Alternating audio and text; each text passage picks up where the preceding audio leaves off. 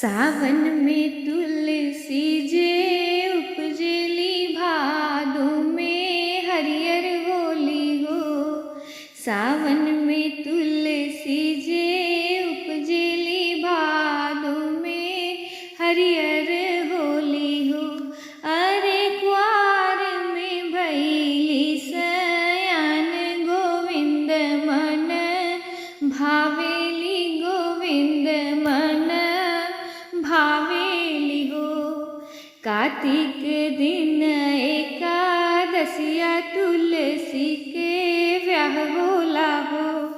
अरे पुरोहित पूछेले, बतिया कहाँ से तुलसी जन्मेलू हो। अरे पुरोहित पूछेले, बतिया कहाँ से तुलसी जन्मेलू हो। धरती माता हई महतरिया, त ब्रह्मा हमरो पिताजी हो।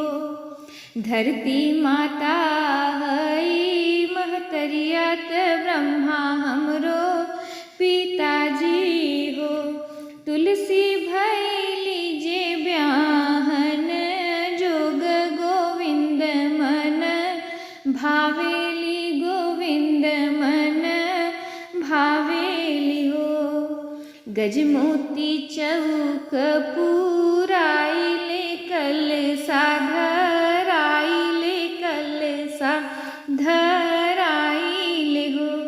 अरे होई गइल तुलसी के ब्याह, गोविंद मन भावे, गोविंद मन भावेली हो।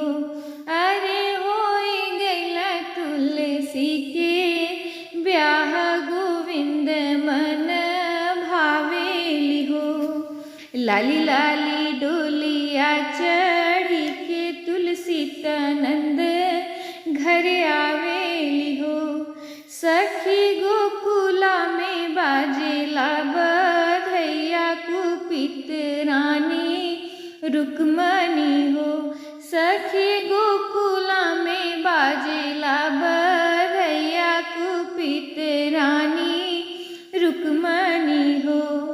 ऐसन सुंदर तुलसी के दहिया, त हरियर पातन हो।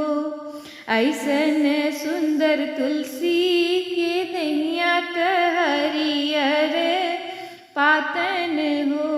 तुलसी मोरे पीठी धरेलू, अंगार ते डोली चढ़ी आव, गोविंद मन भावेलू, गोविंद मन भावेलू हो। हथवा में ले ली रुक्मणी अरियात, तुलसी के काटली, तुलसी के काटली, गंगा जी में फेंकेली हो।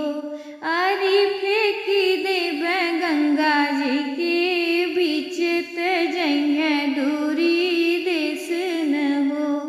अरे फेंकी देव गंगा के बीच, त जइहे दूरी देश न हो। गंगा जी में तुलसी के फेंकेली, मलहरवा उनके छान लेला, मलहरवा उनके छान लेला हो। अरे काटी कूटी बनौलस सुंदर हरवा, त विष्णु पहिराम, त विष्णु पहिराम, गोविंद मन भावे, गोविंद मन भावेली हो।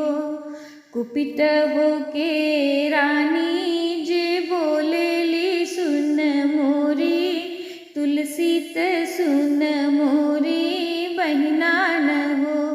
तुलसी कवन कवन तप कैलू, गोविंद मन भावेलू, गोविंद सिर बैठेलू हो। तुलसी कवन कवन तप कैलू, गोविंद सिर बैठेलू हो।